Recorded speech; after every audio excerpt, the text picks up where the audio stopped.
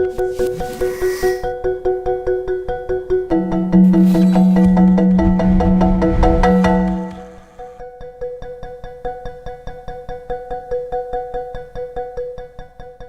your role earlier with Goodyear, you did switch from the Thomson Reuters solution across to CCH Integrator. So can you tell us, you mentioned a couple of things already, but tell us a little bit more about what were some of the major motivations for that shift, and so what were some of the points that went into your business case and how you actually managed to justify it, and then what was the result of having to go through that shift as well? So comparing the old to the new.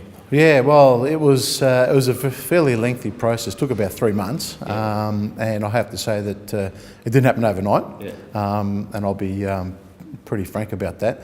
But certainly, one was the change that you need to do to have people that are using that product first to change into a new product, and it's the fear of the unknown, thinking that it's going to require more work, more detail. So you need to sell the concept. So I had a look at what Thomson package was actually doing for us as a business point of view, and it was a very cumbersome sort of product. Didn't fit in line with what we had for US GAAP. It wasn't tailored for US GAAP in any capacity. More domestic, was it? Yeah, it was more domestic, and from that point of view, to me, it just seemed like it was more a statutory package that you would use to prepare your tax note, the local GAAP, and then the tax return, and that was really it. We really needed something that was more in line with both and can be functional on both as well. But at the same time, it didn't have any New Zealand capabilities either.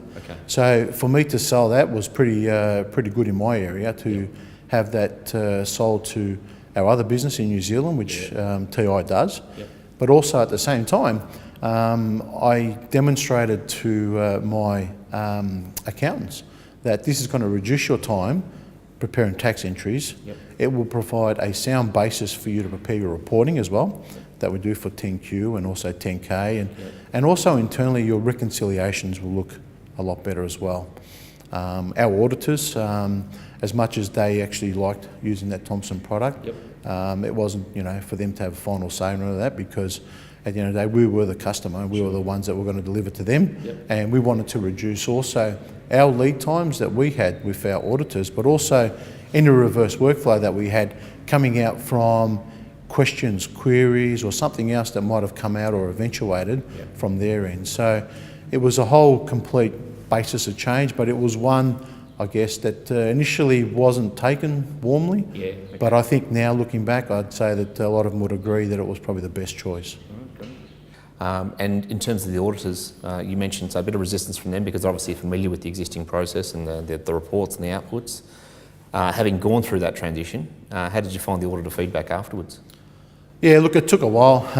One of the difficulties you face as a tax manager is that through the journey, you do get to meet new auditors along there. It seems to be a training ground for a lot of the Big Four as well.